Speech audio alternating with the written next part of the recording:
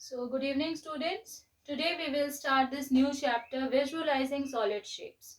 As you have learned in earlier classes that some one-dimensional figures are there. Why they are one-dimensional figures? Like line segment. A line segment is a line which is having a fixed length. Suppose it is of 15 centimeter. Okay, so the line is fixed, but it is only showing the line. So this kind of figures are actually known as one dimensional figures. Why? Because it is only showing the one dimension, which is the length.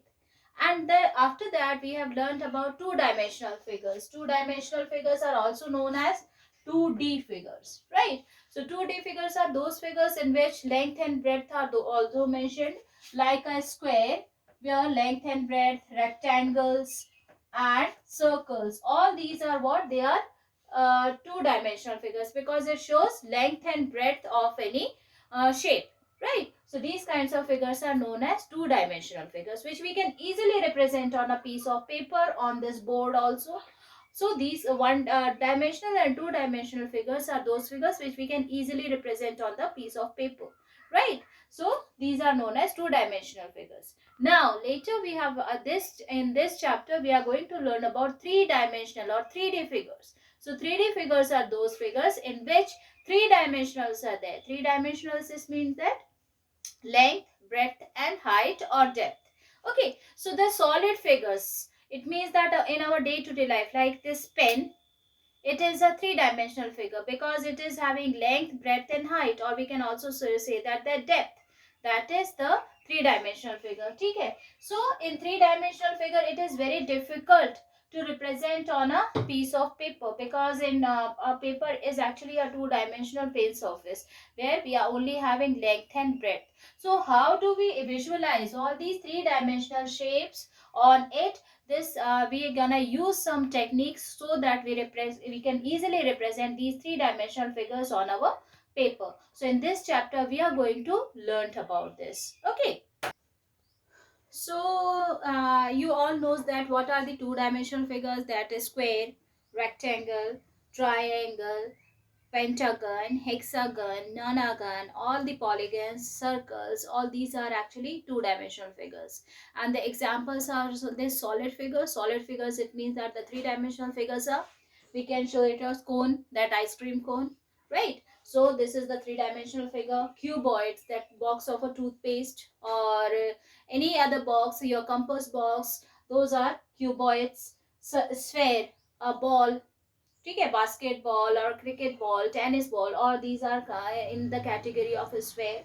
And cylinders, it means that cylinder, you all knows that this kind of cylinders we are going to consider, ठीक है. These cylinders are actually also the three dimensional figures because it is having this length, breadth and that height, or we can also say that the depth of it. So these are actually three dimensional figures. So these are some examples I have drawn here. Okay, now we will gonna study about it later. Okay. Okay. Now you have learnt that these solid figures can look differently from different positions. So they can be drawn in different perspective also. Like I am taking the example of this cuboidal box. So here we are going to consider only three views: top view, top view, side view, and the front view. Okay, so first I am taking this compass box, which is the shape of a cuboidal box. Now I am talking about the top view of it. Now top view is looking like this. So how do you draw it? It is a rectangular shape, which is a bigger one, so that you have to write like this, which is a top view. Now I am going to talk about the side view of it. That side view, it means that this side, which is a smaller rectangular, the shape of this side is what? It looks like a rectangle, but the shape is very as compared to this front view, it is a very the size of it is a very small, so that the side view of this compass box is looking like this, which is also the shape of a rectangle.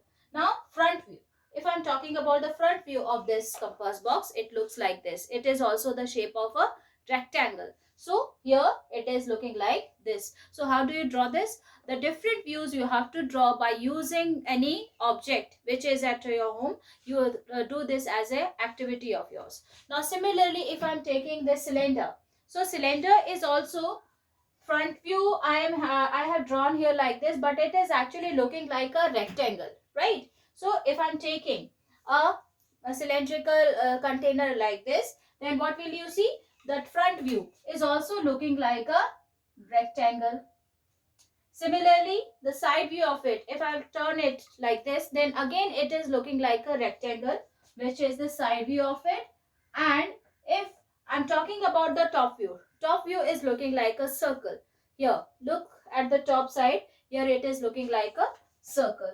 So if you I can see this this object in different angles, I can see the different shapes of it, right? So like this you have to find out the different shapes. How would you observe different from different position? You can take any other example, some bowls, containers or glasses, and then find out from where, which view that you have to find out the different shapes. How could you find out the different shapes from different angles or different directions? Okay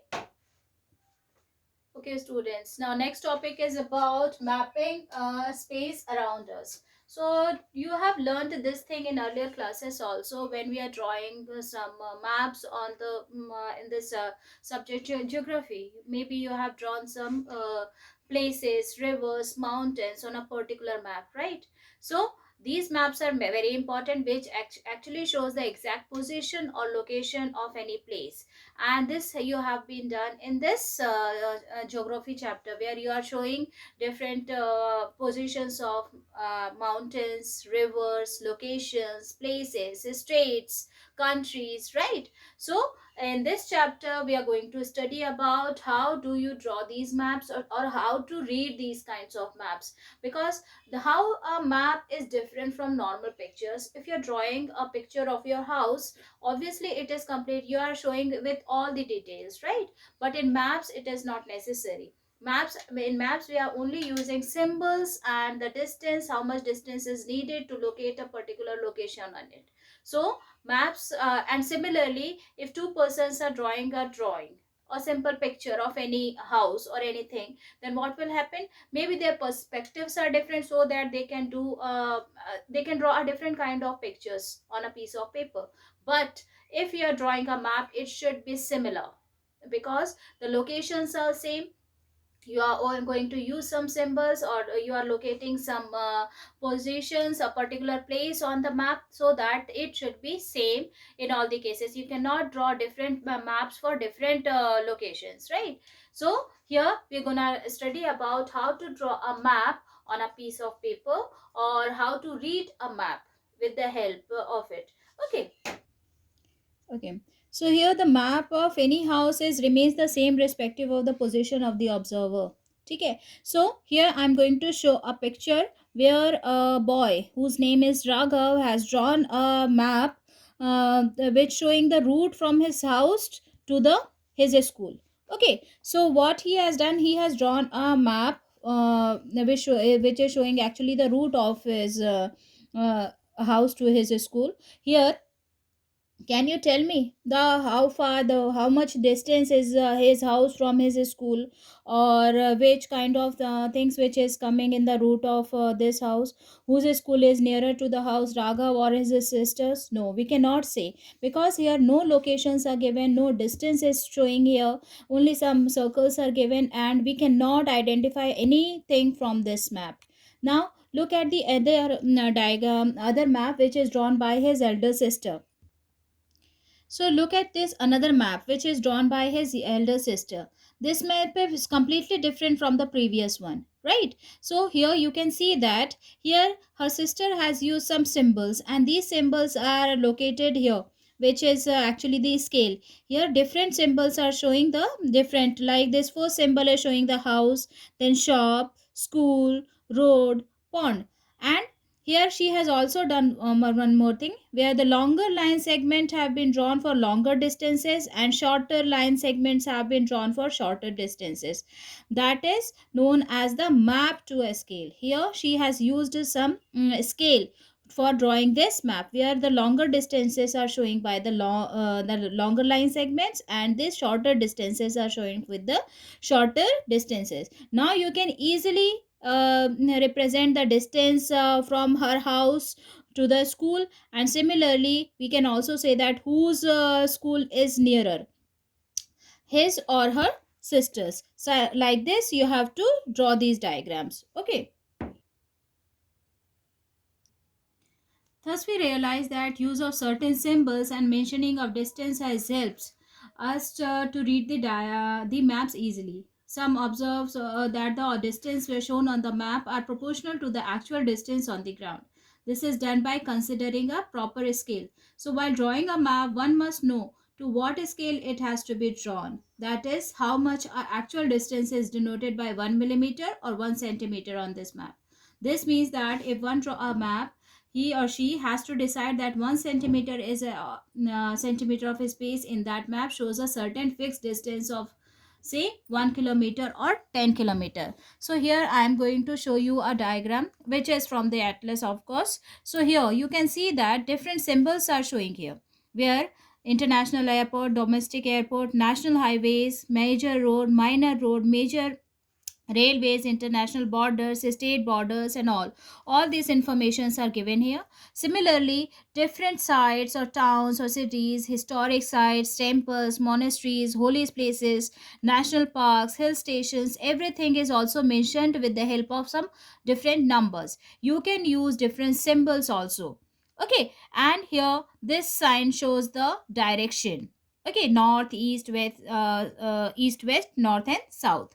And here they are showing the distance, that how much scale they are using to show that particular diagram. Now look at this picture. By using this you can easily show what is the location of that particular area, or what is the location of that particular place, which line is showing the major road or which one is the minor road. You can see that very easily. You can understand there's these blue lines are showing the national highways. Here the number 6 which is showing the, after looking at it, which is Bardhaman. So you can see the different locations of and the positions of that particular place on this map. So by using these maps we can easily identify the exact location or exact position if you are showing it with a proper scale or proper symbols. That is very important. So now you understand how to draw a map or how to read a map. This is very important. Now though we are using some technologies on mobile phone like GPRS and all, so that we can easily identify where we have to go and how much distance is left. But while drawing in some national parks also, or there also you can go there, some distances are showing there. So what are the important points which is needed to draw a diagram or to read a diagram? Here these points are: a map depicts the location of a particular object placed in relation to other object or places. Symbols are used to depict the different objects or places. There is no reference or perspective in map, that is objects that are closer to the observer are shown to be the same size as the those that are further away. For example, look at the following illustrations. Here in page number 162 it is given and explained here. Maps use a scale which is fixed for a particular map. It reduces the real distances proportionality to distance on the paper.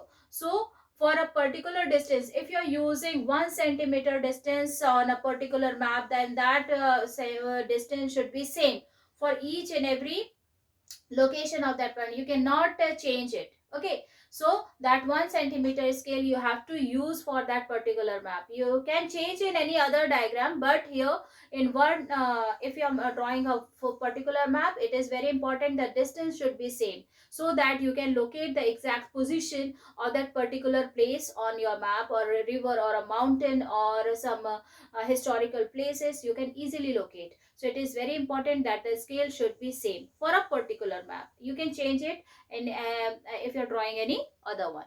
Okay, thank you.